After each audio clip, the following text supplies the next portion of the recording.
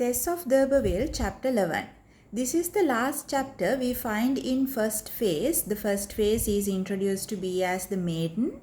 So this is the last chapter where you see Tess as a maiden and also the tragic fate of Tess in front of Alec D'Urberville. So you find that Tess rides along with Alec, and there she realizes that Alec is not going to take her to home, and also her extreme helplessness. She was extremely helpless as a girl and also as a poor peasant agricultural rural girl. How she and her extreme innocence is also highlighted, that you can see even in the first chapters also, how Tess is introduced to be as an innocent victim.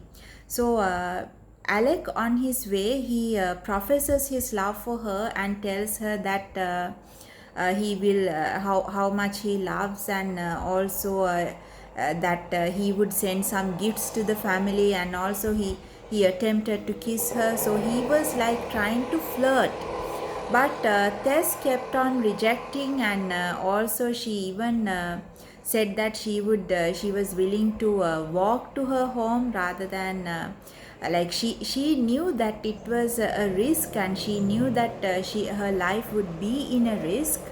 But Alec promises that he will stay with her, and he was like persuading, and he was like justifying Tess, how he would help her, because even there Tess, in the previous chapter you might remember, Alec was the one who saved her from car Dutch.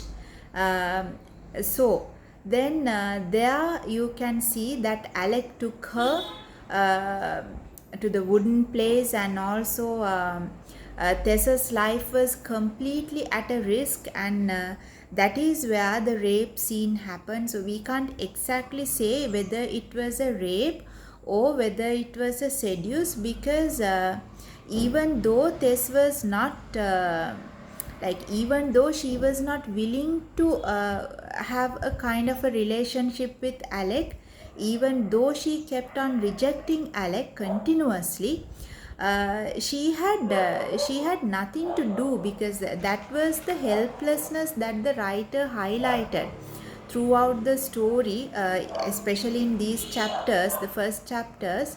Tess is introduced to be as a poor victim, or a tragic victim, or an innocent victim, because she compromises for her family, for the happiness of her family. She had to take the job, or she had to go and claim her nobility in Alec's family. So there she had to do the job that what Alec's mother offered. And now it's like, even though Tess knew that from the beginning that Alec was a person like that, and Alec, she did not want to face the the way that Alec flirts her. She kept on rejecting, but it was like her refusal was pointless, and then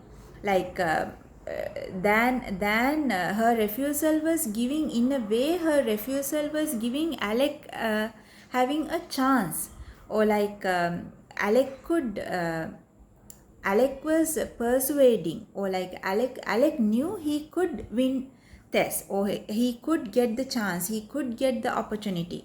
So we can't exactly say that Alec raped Tess. It was a kind of raping, because she was not willing to go for a sexual relationship with Alec. But at the same time, her helplessness was making her to seduce. It was making Alec to seduce Tess. So we can see how Tess's purity against the cruelty of the modern society, or the modern men. So Tess proved to be once again as a passive victim in this system, and also her tragic innocence, how he faced the disastrous ending in her life, because the beautiful maiden that was introduced at the first chapters, now there won't be a maiden anymore, like maiden no more, as Hardy described in the other in the next phase. So you won't find this beautiful innocent a flower like maiden Tess in the next chapters, the disastrous ending of Tess's life. So that is how chapter 11, chapter 11, it's one of the very important chapter.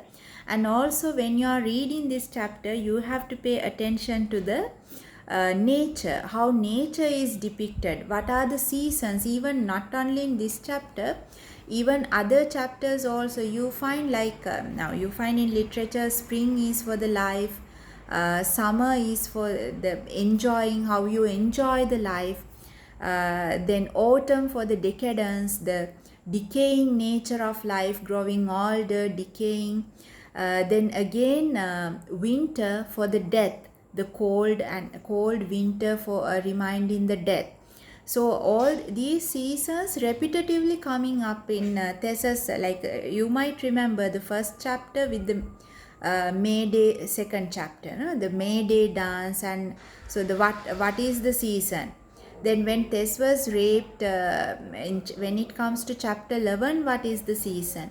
And next in other chapters, when Tess gave birth to the child, what is the season?